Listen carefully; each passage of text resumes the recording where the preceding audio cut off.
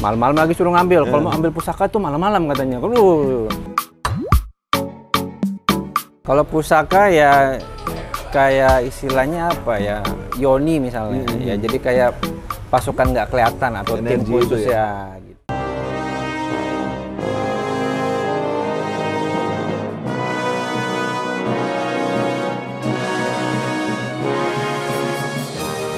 Ketemu lagi sama saya Rivo Cahyono di Etnik Indonesia. Apa kabar teman-teman? Semoga dalam keadaan yang tetap sehat, tetap semangat. Sore ini saya nggak sendirian, saya ditemani oleh sahabat kita, saudara kita, Mas Ko, Pak, Om Jimmy Susanto ya.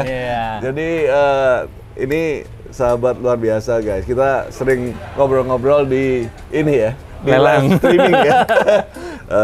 Jimmy ini seorang yang menginspirasi banyak orang, bukan hanya untuk orang untuk sukses, tapi bahkan sampai ke pernikahan juga. Karena membantu kehidupan orang untuk menemukan satu titik yang lebih baik. Iya, bisa. Itu luar biasa ya. Kayaknya saya perlu konseling juga. Bisa. Oke guys, ini adalah beberapa buku yang saya terbitin. Terbitin ini guys. Ini buku-buku. Ini terbitin, ini saya nulis. Wah, yes. Ini buku-buku yang akan bisa mengubah hidupmu menjadi lebih baik. Iya, harusnya gitu. Lebih sukses, lebih baik, lebih bermartabat. Bukan hanya sebagai inspirasi orang yang bisa mengubah kehidupan orang, tapi beliau ini juga sangat mencintai budaya Indonesia.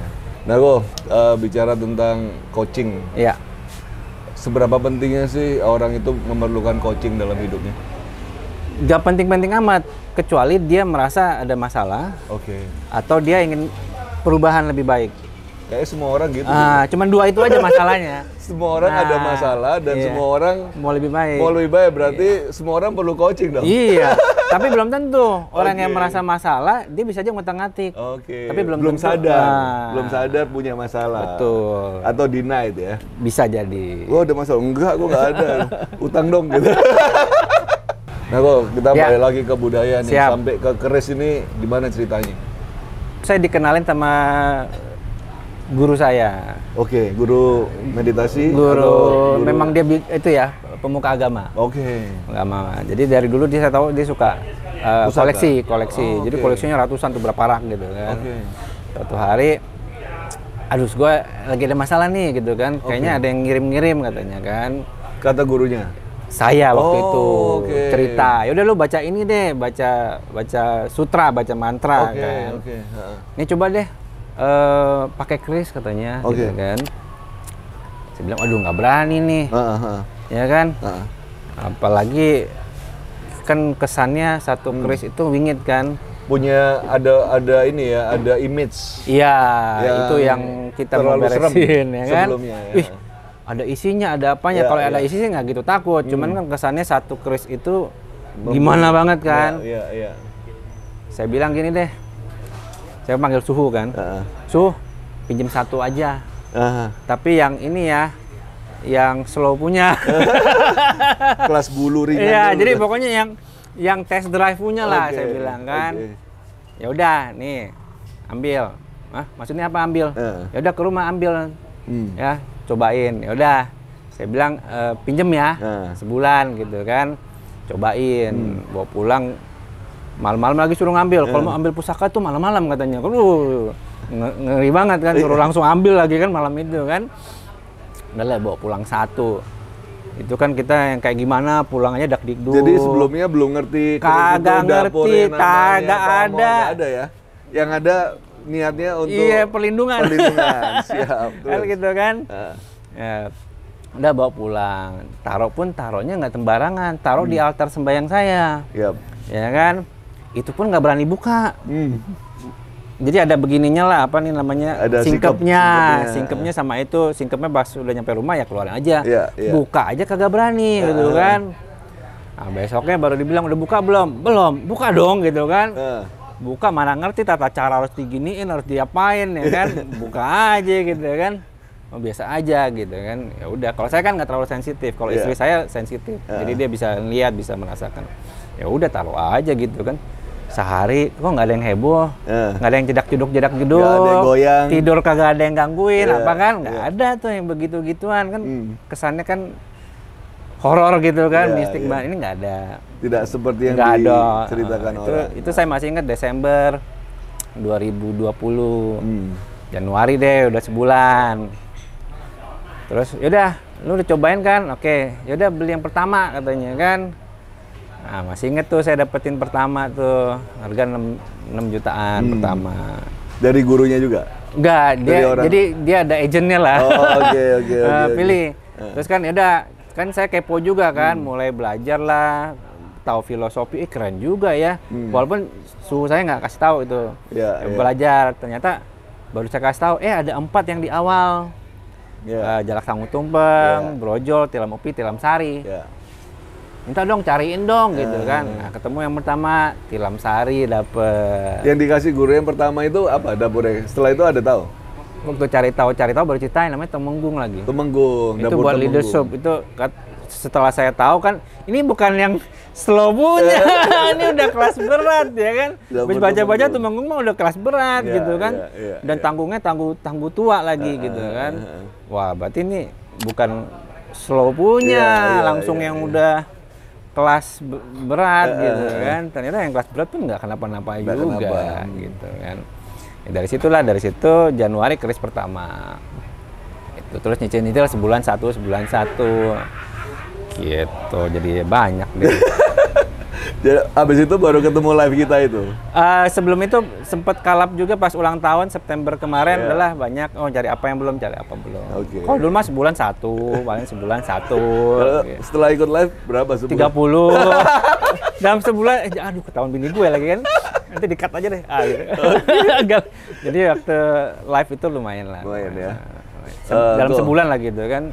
Kalau kalau berarti kan Ko Jimmy ini mendalami dari sisi spiritualnya dulu kan? Iya, dari situ mulai filosofi.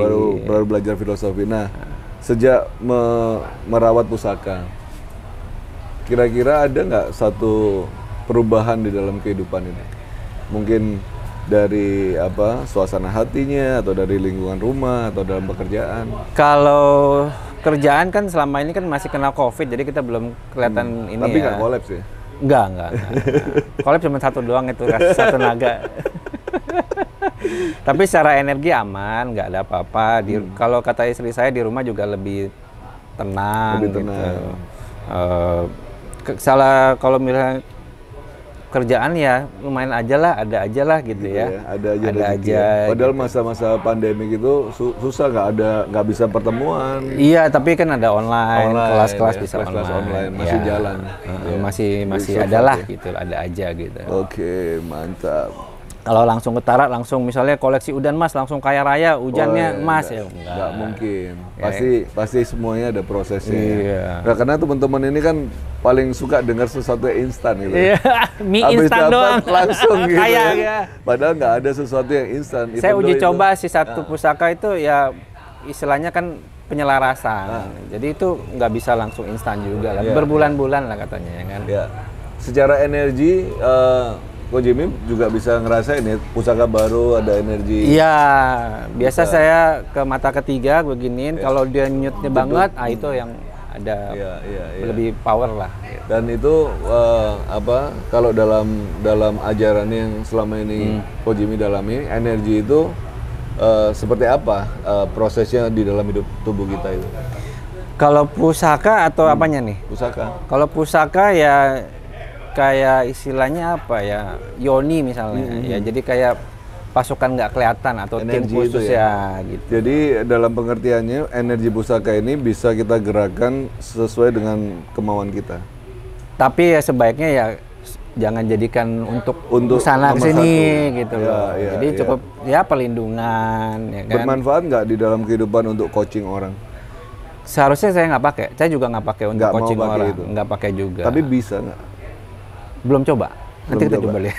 Kalau ada challenge kayak gini kayak boleh coba gitu. Secara logika, setiap vibrasi suara yang kita keluarkan adalah energi kan? Iya. dan energi itu bisa mempengaruhi kehidupan orang, baik itu baik bisa, atau buruk. Yeah.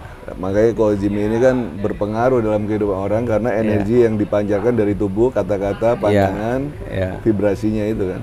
Nah, semakin pusaka itu mempunyai energi yang kuat dan nyatu sama kehidupan manusianya, energi tubuh kita pun mempunyai vibrasi yang semakin kuat. Katanya gitu. Itu kan teorinya. Katanya gitu. Nah, kita harus ini nih update lagi kozimi kalau menggunakan ya pusaka itu sebagai apa ya, sarana kekuatan untuk di dalam ini mempengaruhi kehidupan orang untuk lebih baik. Boleh nanti coba. Nggak pernah kepikiran kayak gitu, guys. Memang ketemu yang kayak begini yang di challenge gitu kan. Nggak coba. Oke guys, kozimi ini lagi bawa beberapa pusaka ya. Dan pusakanya keren-keren. Kita akan, teman-teman mungkin penasaran nih apa sih isinya sikap ini jauh-jauh dibawa dari Jakarta ke etnik Indonesia. Kita akan review buat teman-teman. Buat konten. Buat kalau bisa buat butter, guys. Butter di pala. Enggak just kidding. Ayo let's go. Oke. Nah, yang pertama. Nah, semuanya saya plastikin, guys. Oh iya, kozimi ini biar rapi banget, bersih. Ini berarti orangnya perfeksionis banget nih. Enggak, kalau dijagrak takut rusak. Gitu. Kebaret gitu kan. Tapi bener nggak sih perfeksionis kozimi? Enggak juga, cuman kayak begini. Kalau orang yang kolektor katanya nggak boleh dimengkilapin. Saya mengkilapin pakai braso, diomelin. Jadi kan kinclong, terimanya nggak kinclong begini. Harus tanya ke istrinya kozimi ya. Perfeksionis. Nah, ya nanti boleh di ini lah. Kita review ya. Ini dulu dapat dari mana nih, kok? Wah, ini kayunya ini kayu terbalu, guys. Salah satu kayu yang langka ya, terbalu Aceh. Ini udan mas kedua. Ini udan mas kedua yang pernah saya dapat. Oke. Wow, ini yang tadi tak lihat keren. Ini dapurnya Tilamupe, pamore udan mas Tiban. Udan mas Tiban salah satu pamor favorit saya nih. Oh, siap. Ini boleh masuk lemari saya nih kayaknya nih. Kalau cocok ini. Mendak selut. Ini mendak selut, mendaknya sih mendak baru. Tapi yang keren, warangkanya ini keren. Ini warangka lamen, bagus. Pendoknya lumayan, tapi yang paling top ini bilanya nih guys. Jadi warna dari pusaka yang yang kontras 3 warna seperti ini adalah warna salah satu bahan yang paling baik. Oh gitu. Di dalam pusaka. Satu pulennya, padatan daripada tekstur pusakanya. Kedua warna dari pamornya. Ini luar biasa karena pamor ini bisa bisa sembur 3-4 warna. Kalau dilihat dan bilanya sangat halus, ini sepuh banget. Kalau saya boleh estimasi sih mungkin masuk ke Tuban Tus ya. Tuban ya. Tapi Tuban ke arah Jawa Tengah. Jadi kalau di kita lihat contekan dulu. Ya, oh iya benar Tuban. Kalau iya benar. Ada contekan ya. Kalau di Jawa Tengah dibilang ini HB Sepuh atau HB tua. Kalau di Jawa Tengah ya, kalau Jawa Timur bilangnya Tuban. Karena salah satu ciri Tuban adalah gandeknya ini pendek. Habis gitu sor-sorannya ini tidak terlalu landai gitu loh. Jadi agak nukik gini. Masih tus lagi. Tus, bagus, keren banget ini. Ini nggak salah nih, pilihan salah satu pamor yang susah dicari. Keren, mantap. Mantap loh. Berarti berapa punya udan mas nih sekarang? Lebih dari setengah lusin lah. Lebih dari setengah lusin guys. Nah, lanjut. Lanjut. Pastikan lagi. Nah, kalau ini saya ganti casingnya. Oke. Karena waktu dapet ini masuk warangkanya apa ya? Gayaman Surakarta. Ini apa sih? Mahkota ya, pendok mahkota topeng atau Kerawang ya. Keren. Kayunya kayu sono keling kayaknya. Kalau nggak salah. Loh, ini udan mas guys. Ini baru udan mas rekan ya. Rekan ya. Kalau tadi kan udan mas Tiban. Ya. Ini yang udan mas rekan. Jadi pamor yang memang sengaja dibuat sesuai dengan pola nama pamornya, yaitu udan mas. Mantap ini guys. Ini ada nunggak seminya kalau saya. Ada nunggak semi di sini ya. Tapi kalau di pandangan biasanya kalau nunggak semi itu dia seperti kerucut, kayak piramid ke atas. Kalau ini lebih ke Rojo Gundolo kayaknya. Kalau di mata saya sih kayak lambang, kayak ada gambar singa ya di sini. Bener nggak sih, Ko? Ada lambang singa lagi duduk gitu. Ya. Lagi gini ya. Singa Singapura kayak. Keren ini guys. Panjangnya sekitar 37, dapurnya juga masih masuk tilam UP, bagus. Ya, tilam UP. Keren. Ini udah Mas keren mampir di Cafe Etik Indonesia nih guys hari ini. Nah, apa lagi nih guys? Ini brojol. Oke, brojol. Kita lihat kayunya kayu sonokling juga. Wih, Udan Mas lagi bikin bergetar hati kita nih guys. Udan Mas dapurnya brojol, Udan Mas rekan. Modelnya juga seperti model tubanan juga. Panjangnya sekitar 36 cm, bagus. Pamornya beling. Kok kalau apa di dalam kehidupan kita ini, kalau di dalam ilmu coachingnya Kojimi, bisa nggak sih pusaka itu mengubah kehidupan orang untuk lebih baik? Konon katanya bisa. Jadi kan semua ini kan energi, gitu kan. Pusaka misalnya, let's say kita ngomong fisiknya, kita mau koleksi nih, satu pusaka nggak murah. Lalu kita mau beli, butuh duit kan? Berarti semangat nyari duit dong. Jadi kayak Mas Dika tuh kan, nyari duit terus kan biar dapat pusaka, ngamen terus tiap malam kan, kayak gitu boy kan. Juga, kayak boy juga kan, dari konten mulu kan. Ya kan? Nah, dia kan semangat jadi tuh. Jadi ada pemicu semangat. Iya, jadi untuk memiliki sesuatu kayak kita misalnya mau beli mobil, kita cari duit dulu. Memiliki pusaka sama kan? Sama gitu. Ya, jadi motivasi ya? Iya, jadi pengen jadi kan perubahan juga, nyari duit. Kalau di dalam teorinya coachingnya Kojimi, manusia itu perlu nggak sih benda yang bisa membuat orang beruntung? Semuanya bisa jadi benda yang bikin beruntung. Kita mau pakai gelang, mau pakai cincin, kadang-kadang mau pakai kalung, kadang-kadang gitu kan. Warna baju juga. Ini ngejreng banget tuh. Tapi ada ya, secara psikologis orang memerlukan seperti itu ya? Itu kan bilang kalau mistis jadinya jimat, tapi kan kalau dibilang kan lucky charm kalau lucky charm. Lucky charm. Jadi banyak-banyak bentuknya. Ada kalau di luar negeri itu kaki kelinci. Iya, banyak ada versi-versinya. Versinya banyak banget. Mau jadi keris, mau jadi pusaka juga bisa. Jadi boleh ya sebenarnya di dalam ini ya. Tinggal tergantung kulturnya yang mana yang dipercayai dan jadi dipakai. Jadi sebenarnya bukan cuma di Indonesia mempercayai bahwa manusia itu memerlukan sesuatu keyakinan ya. Dan benda yang membantu mereka mempunyai keyakinan untuk bisa lebih maju, lebih sukses, lebih terjaga dari sisi dari sisi spiritualnya. Dan pusaka itu secara langsung atau tidak langsung memberikan kepada kita suatu keyakinan kan? Bisa. Secara perlindungan kayak pertama kali. Tapi hati-hati, dunia keris ada istilahnya booming nanti. Nah, apa itu? Kayak gimana itu? Jadi kita bilang bagus, orang lain bilangnya jelek. Hati-hati tuh, sering tuh. Nah, makanya itu kalau gini kok, kalau misalnya di dalam dunia keris itu memang apalagi yang namanya penangguhan ya. Penangguhan itu punya yang namanya perkiraan tuh orang bisa berbeda-beda. Apalagi kalau orang itu mempunyai kepentingan gitu kan. Contohnya ya, dulu waktu saya awal-awal saya ngerawat keris, kalau saya tanya keris saya itu ke pedagang, kayak saya beli dari pedagang A gitu ya, saya tanya ke pedagang B, pasti dia bilang jelek gitu. Terus tanya, jadi pikiran saya, loh kenapa kok ini ya, karena ada tanda kutip kepentingan itu. Orang itu nggak mau kita beli ke orang lain gitu kan. Ayo kamu ini ada yang lebih bagus paling ya. Bagus ini paling bagus gitu. Itu inilah teori marketing. Nah, itu sebabnya kalau kita main pusaka, yang paling penting adalah keyakinan kita. Rasanya lah. Rasanya kita ini kalau kita udah yakin sama benda yang kita punya, itu jangan pernah mau untuk dikecohkan. Sampai suatu hari saya pernah gini kok. Ini pengalaman aja. Saya panggil tukang warangan tuh ke rumah. Saya panggil tukang warangan, saya itu dapat satu keris dari om saya. Saya waktu itu om saya itu koleksi keris, saya dapat beberapa dikasih. Nah, Waktu tak warangin ini saya nggak ngerti keris tuh. 1 tahun awal pertama saya main keris, diwarangin sama tukang warangannya. Wah ini sampean beli berapa mas? Kok keris gini dirawat gitu-gitu. Gini.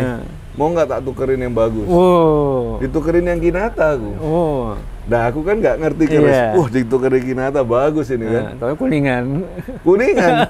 Bukan masalah kuningan ya. Begitu ditukar, wah aku dapat keris Kinata ya. Ternyata berapa lama kemudian saya lihat keris saya itu udah diwarangin bagus di tangan salah satu kolektor. Dan tak tanya berapa kok harganya, aku mau tak beli lagi. 80 juta. Nyeseknya di dada guys.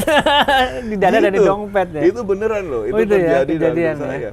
Nah, waktu kita itu mempercayai orang karena pengetahuan kita minim, kita mempercayai orang yang salah, akhirnya kita kehilangan barang yang harusnya berharga gitu. Akhirnya akhirnya kita dipermainkan sama pandangan orang. Itu yang sebenarnya bukan cuma di dunia keris aja sih. Di banyak bidang lain di dalam dagang itu, apalagi barang antik ya. Itu harus ini guys, punya keyakinan harus rasa, itu harus ini. Jangan sampai kita kehilangan barang yang harusnya berharga, akhirnya karena dijelekan sama orang lain, akhirnya kita menyesal.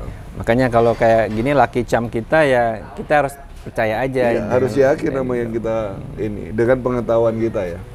Itu guys, kasih pesan-pesan dong ke teman-teman sebagai inspirasi. Pesan-pesan ya? Iya. Pusaka itu bukan hanya dilestarikan sih menurut saya, menjadi satu bahan kebanggaan, bisa jadi koleksi, ya kan? Koleksi bisa dipamerkan, bisa nggak dipamerkan. Iya, betul. Kalau faktor pendukung esoterik atau energinya bonus lah ya. Iya. Yang penting kali ini kan senang-senang aja koleksi. Gue ada yang kayak gini loh. Belum ada yang kayak gitu loh. Nah, jadi lestarikan aja, koleksikan saja. Filosofinya banyak. Jadi ada pesan-pesan yang tersimpan di satu bilah, dari bentuknya, dari motif pamornya. Dan itu yang dinikmatin. Kayak gini dapatnya jelek, saya ganti lagi casingnya. Itu guys. So, sensasinya lah yang didapat, pengalamannya yang didapat, kepuasan yang dicari. Jadi nggak usah muluk-muluk lestari budaya yang kayak Kolivo kayak saya nih, nggak usah pusing sampai ribuan. Tapi yang penting kesenangan pribadi, kepuasan dapat, kenikmatan dapat. Intinya menyenangkan juga sendiri. Jadi nggak perlu healing gitu. Jadi healingnya begini. Gitu aja. Thank you. Guys, mudah-mudahan bisa jadi inspirasi ya buat teman-teman. Di dalam dunia yang modern ini pun kita masih bisa menggunakan pusaka itu sebagai salah satu media untuk menyenangkan hati kita dan membantu kita untuk menjadi lebih sukses lagi. Karena keinginan kita untuk merawat, kita jadi semakin semangat. Di sisi lain, energi pusaka itu juga membawa suatu keberuntungan buat orang-orang yang percaya gitu kan.